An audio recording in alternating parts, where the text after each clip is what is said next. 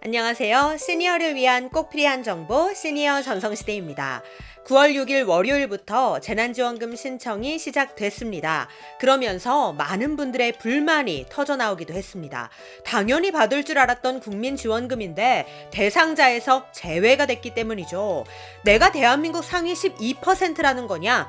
나보다 돈 잘 버는 옆집은 받는데 내가 왜 못 받는 거냐? 같은 회사 다니는데 동료는 받고 나는 왜 못 받냐?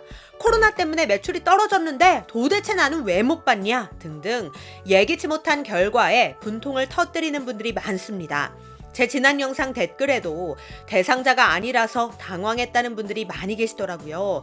그래서 준비했습니다. 국민지원금 아직 끝난 게 아닙니다. 대상자가 아니더라도 받을 수 있는 방법 있습니다. 오늘 내용 끝부분까지 절대 놓치지 마시고 우리 가족 국민지원금 꼭 챙기시길 바랍니다. 그 이야기 지금 시작하겠습니다.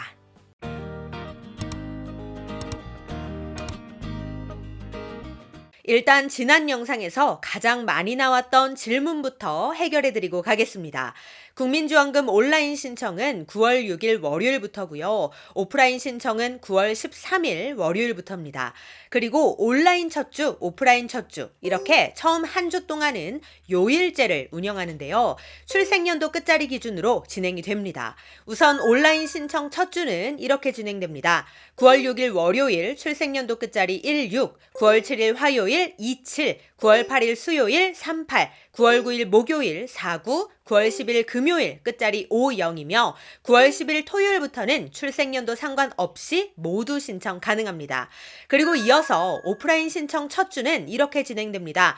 9월 13일 월요일 출생연도 끝자리 16, 9월 14일 화요일 27, 9월 15일 수요일 38, 9월 16일 목요일 49, 9월 17일 금요일 끝자리 50.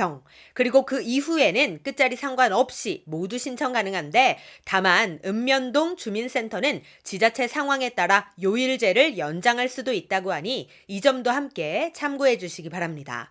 그런데 많은 분들이 제 지난 영상에 이런 질문들을 남겨주셨어요.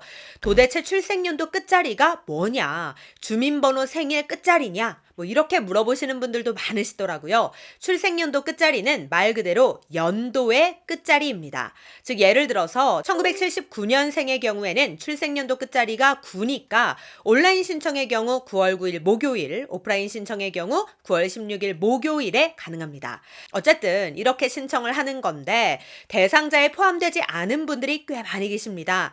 대상자 선정 기준은 올해 6월 건강보험료를 보고 따집니다.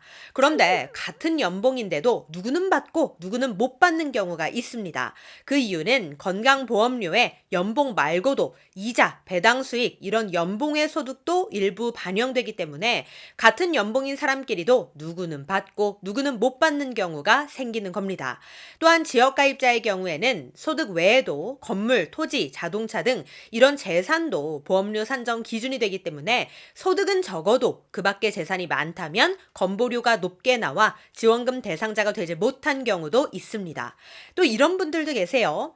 혼자 살고 있는데 소득이 없습니다. 이럴 때에는 부모와 따로 살아도 부모의 지급 기준을 따라야 합니다. 그래서 부모가 못 받으면 자식도 못 받게 되는 거죠. 따로 사는데도 불구하고 그 이유가 있습니다. 배우자 또는 자식이 피부양자로 들어가 있는 경우에는 주소가 서로 달라도 한 가구로 보는 겁니다. 즉 부모와 자식이 떨어져 살아도 자식의 피부양자로서 소득이 없다면 부모와 한 가구로 계산해서 본다는 거죠. 그런데 또 반대의 경우는 달라요. 부모와 자식이 따로 떨어져 사는데 자식이 소득이 있고 부모가 소득이 없어서 부모가 피부양자 자격으로 있는 경우 이런 경우에는 각각 다른 가구로 인정을 합니다. 그래서 이게 좀 헷갈릴 수도 있는데 어쨌든 혼자 사는 피부양자 자녀는 따로 떨어져 살더라도 부모와 한 가구로 보고 부모의 건보료 기준을 따른다라는 겁니다.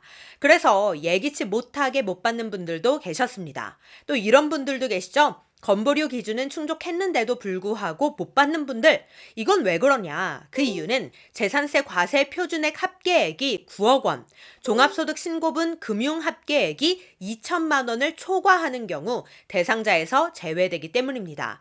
즉 소득이 없어도 건보료를 적게 내도 이러한 조건에 충족한다면 국민지원금은 못 받습니다. 그런데 이렇게 국민지원금 대상자가 아니라고 나왔더라도 이의 신청을 통해 지원금을 받을 수 있는 분들도 계십니다. 이런 분들은 반드시 이의 신청을 하셔서 꼭 챙기시길 바랍니다.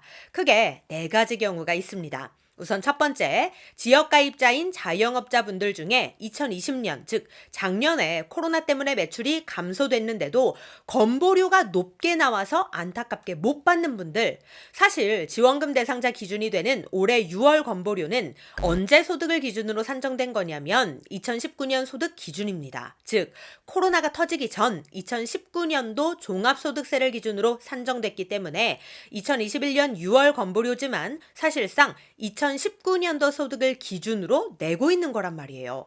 그러니까 지금 당장 매출도 안 나오고 힘든 상황이라는 게 6월 건보료에는 전혀 반영이 안 된 거죠. 그래서 이의 신청을 해서 바로 잡으셔야 합니다.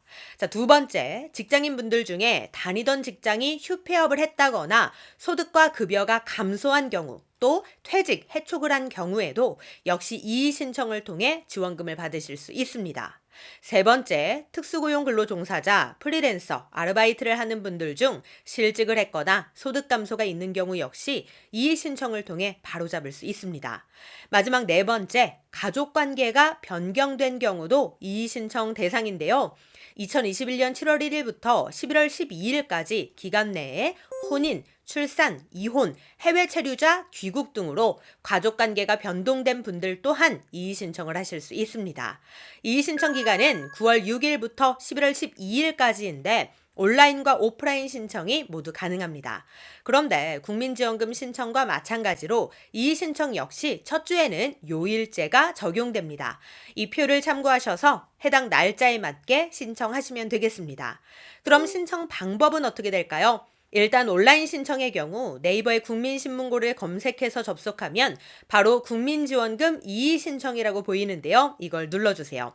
그리고 본인 인증 절차를 거쳐서 진행하시면 되는데 가장 중요한 신청 서식이 있습니다. 우선 직장 가입자분들은 이 영상을 잠시 멈추시고 이 표를 참고해 주시고요. 지역 가입자분들은 이 표를 참고해 주시고 또 가족관계가 변동된 분들은 이 표를 참고하셔서 필요 서류를 제출하시면 되겠습니다. 또는 온라인 이용이 불편하신 분들은 읍면동 주민센터에 직접 방문하셔서 이의 신청서와 증빙 서류를 제출하시는 것도 가능합니다. 이렇게 해서 심사를 거쳐 처리가 완료되면 개별적으로 통보해주고 이의 신청이 받아들여진 분들은 국민지원금 신청도 가능하다고 하니 이 점도 함께 참고해 주시기 바랍니다. 관련한 자세한 문의사항은 국번 없이 110 정부합동민원센터로 전화하시면 되는데요. 주말 포함해서 24시간 상담이 계속 가능하다고 하니 언제든지 전화로 문의해 보시기 바랍니다. 저는 다음에 더 좋은 정보로 다시 찾아뵙겠습니다. 감사합니다.